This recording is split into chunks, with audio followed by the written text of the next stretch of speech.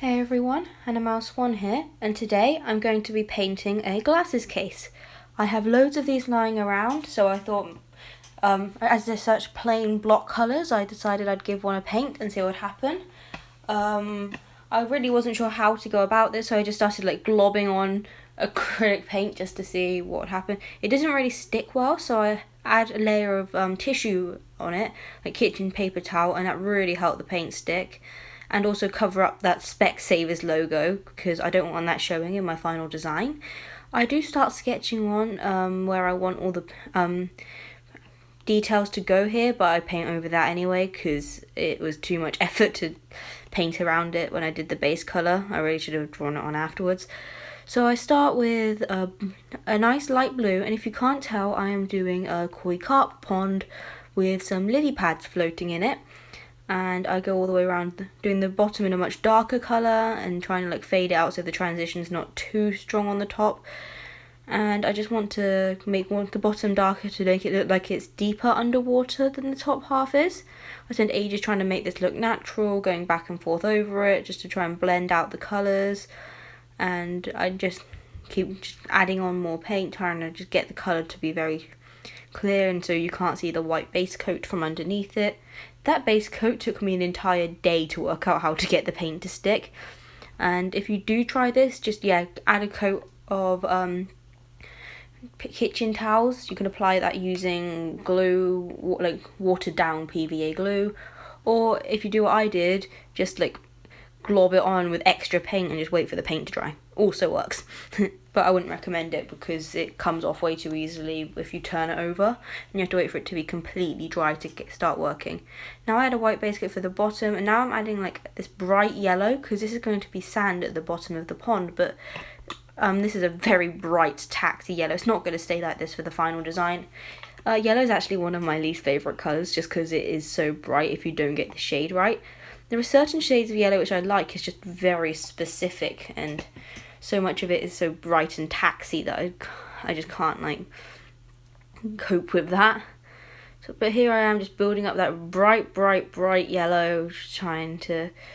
Now I'm adding in a darker orange colour to try and make it add something, and I'm going to try and make it darkest in the middle, then lightest at the edges by adding different shades of orange leading up to the middle. I think I do 2 different shades of orange actually, and then the base yellow. I just keep going between them and trying to blend it out, and I just keep going over it. Oh, sudden lighting shift, sorry. And now I'm adding the green for the seaweed at the side, well, pondweed, I guess. And I did 3 tufts of pondweed going up the side. Now I'm adding in the lily pad green. And now I'm just trying to refine the details a bit, trying to build up the colour. The green was very transparent. If you wonder what that job was, I almost knocked over the camera. I now added in the orange on the koi carp, and I'm just adding in the white details. And I'm trying to now I'm adding in a base coat for the pink part on some of the lilies. And I'm just trying to make it as clean lines as possible. Now I'm adding in the darkest colour of orange. And I'm just trying to make sure the lines are as clean as possible by going back and forth between the colours, just to try and make it as nice and bright as possible. And I'm going to just make a nice smooth gradient between them. This took forever. But just going back and forth between them, trying to make the lines as clean as possible. And I'm just trying to make sure I get the details right on the pondweed because the lines need to be quite clean. And I spend just using a detail brush, I'm just going over it again and again. And I'm trying to build up the dark colour because there's a bit of a greenish undertone. I'm trying to build up the dark blue colour to make it very bright. Now going back over that gradient again. Now the paint there's dry. You can't really do multiple coats if the paint's still wet because you'll just mess it up more. It's best to be patient and to go over it afterwards. I'm really bad at that. I'm one of the least patient people on the planet. Well, this is very sped up. Probably a bit too sped up, sorry. Now I'm going to go back over the detail on the fish because that got kind of crusty when it was tipped over.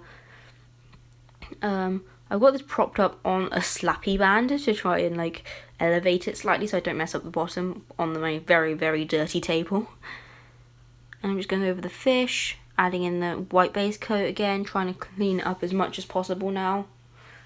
And I'm just trying to make the lines as smooth and sharp as possible. If you're wondering what that noise is, it's raining outside and the windows are open because this room gets very hot.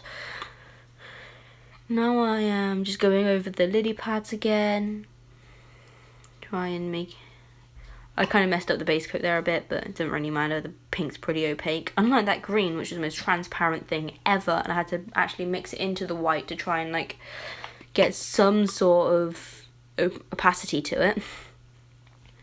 Also, the shades I used for the blue were slightly different, so that ended up giving it a bit of a splotchy look, but after a certain amount of base coats, it did actually just become the new colour and it was fine. And I'm just going around the details again, trying to make the fish look as nice as possible. I'm sorry if it's a bit blurry, and not much I can do after it's been recorded. That's better. Now I'm going back to it. Sorry, the lighting keeps jumping. But I'm just going over the dark colour. Yeah, that sound is really loud in the background. It's just where the water falls out the gutter at the end, it just like makes loads of noise. I'm super sorry. Now I'm just adding in more orange on the koi carp, and I tried adding in eyes. This looked awful, so I'm going over that every now and again to try and fade it out. Like I said, if you're doing multiple coats, wait for each coat to dry before you go on to the next layer. It will not work if you don't. I'm just going over the fish again. Now I'm adding in a bit more blue to try and even out as much as possible, to try and make sure the lines are as smooth and clean cut as they possibly can be. Now I am just going over the sides to just try and get the colour as smooth as possible, because I need to go around the seaweed lines as well. And I'm just trying to add in a layer of Mod Podge to try and protect it as much as possible. I do a few layers of this just because I don't want it to get damaged. I'm probably not going to use this glass in case too much because I don't want it to get damaged. But I'm just going over it a few times. I got most of the acrylic paint off the inside just using a scouring pad at the sink, but it does take away a bit of the softness from the foam on the inside. But like I said, I'm not going to be using it too much, so that's not going to be a huge issue for me. And here's what it looked like before. Again, just like camera shift, I'm sorry. And this is what it looks like after. I've got a few of these. And I think it's so much nicer now. It's a lot more unique. I'm sure a lot of people will say, oh, I like the bright block colour better. But I do prefer this like one colour, like one nice complete design across it, but it's got more detail on it. It's like the two sides look different but also like linked, and it also means that it's got a clear side up. You don't have to look for this tiny indent of a logo. You can't even tell the logo was there. This one's so much cooler and I really love it. Thanks for watching, and I'll see you guys next time. Bye!